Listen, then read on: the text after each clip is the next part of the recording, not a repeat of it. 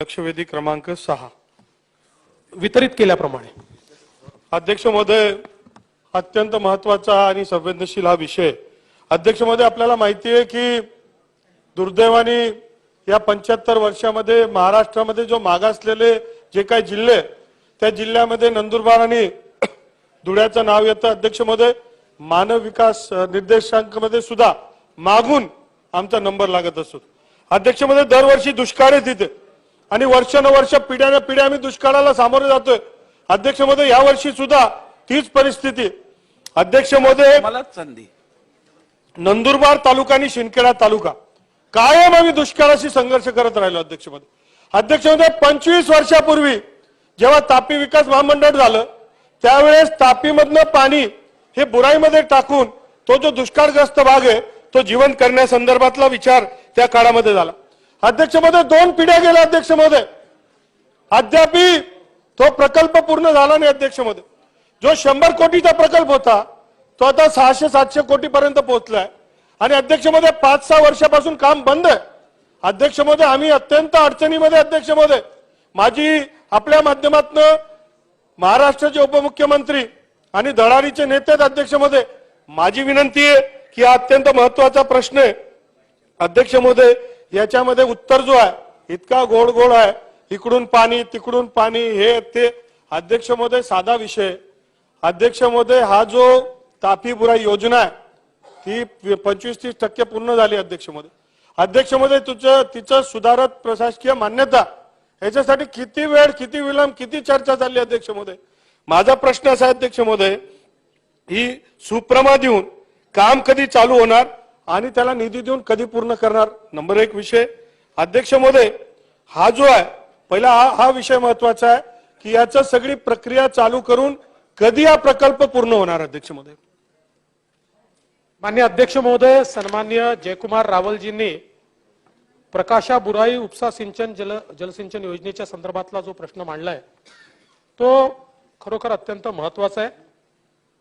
साधारणपणे आपण 2/12/99 ला याला पहिली मान्यता दिली आणि 110 कोटी रुपयाचा हा प्रकल्प होता, पण दुर्दैवाने 2013 सालापर्यंत त्याचं कामच सुरू होऊ शकलं नाही। हा, पण नंतर मग आपण मध्यंतरीच्या काळामध्ये त्याचं काम सुरू केलं। याच्यामध्ये एकूण आपल्याला 4 पंप हाऊस बांधायचे आहेत, ज्यातल्या पहिल्या पंप हाऊसचं काम हे पूर्ण झालंय, दुसऱ्या पंप हाऊसचं काम 50% झालेलं आहे, तिसरा आणि चौथ्या पंप हाऊसचं काम सुरूच झालेलं नाहीये आणि रायझिंग मेनचं काम जे आहे ते सुरू झालेलं नाहीये। हा प्रकल्प याकरता महत्वाचा आहे की अवर्षण प्रवण अशा 28 गावांना तो मोठ्या प्रमाणात त्या ठिकाणी सिंचनाची सोय आणि पाण्याची सोय हा उपलब्ध करून देणार आहे। याची जी काही किंमत होती त्या संदर्भात 2019 मध्ये फेर प्रशासकीय मान्यतेकरता 570 कोटी रुपयाचा प्रस्ताव सादर झाला। दुर्दैवाने त्यानंतर सरकार गेलं आणि जयंतरावांनी खूप प्रयत्न केला। मला नीट माहिती आहे की फेर प्रशासकीय मान्यता मिळवण्याचे त्यांचे प्रयत्न मी जवळून बघितले आहेत, पण दुर्दैवाने त्यावेळी फेर प्रशासकीय मान्यता द्यायची नाही अशा प्रकारचा राज्यांच्या प्रमुखांचा निर्णय असल्यामुळे ती काही त्यावेळी मिळू शकली नाही। मग आपलं सरकार आलं, आपण पुन्हा एकदा फेर प्रशासकीय मान्यता देण्याला सुरुवात केली। याची देखील फाईल आपण ती सगळी मूव्ह केली।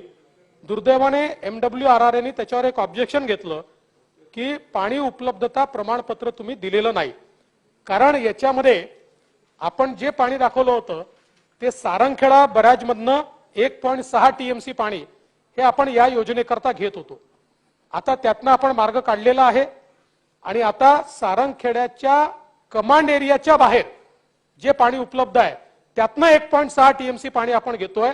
त्याच्यामुळे आता सारंगखेडा योजनेवर त्याचा कुठलाही परिणाम हा होणार नाहीये।